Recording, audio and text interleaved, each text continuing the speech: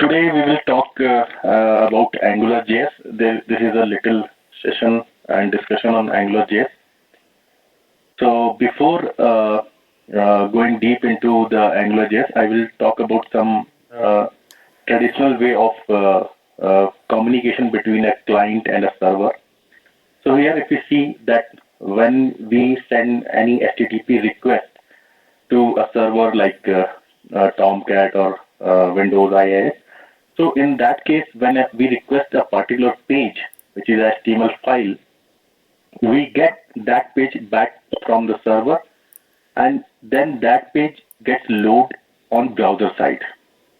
And browser creates a DOM tree of that HTML document, and that DOM tree is being rendered by the web browser.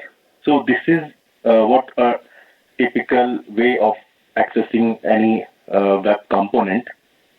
But later on, we have seen some changes in that. So before going on those changes, we'll understand what is the DOM tree. So DOM tree is nothing but it's the hierarchical way of representing the HTML document.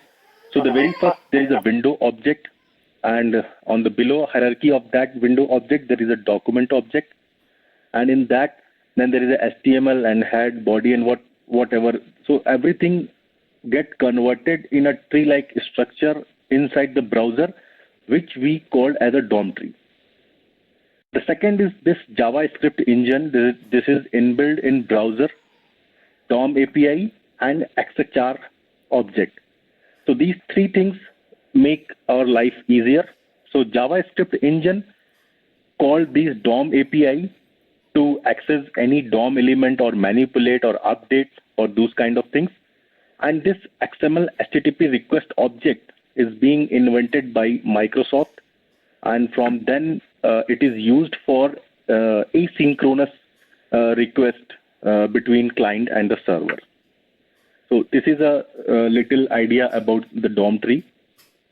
And then we come to the Ajax request, which is a XHR request.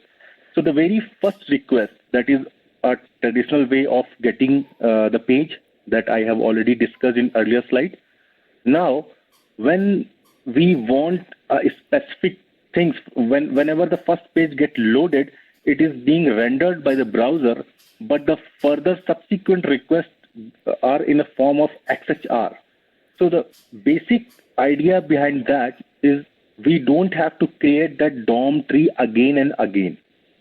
So whenever we say that we are not creating the DOM tree again and again, this means that application is going to be a single page application.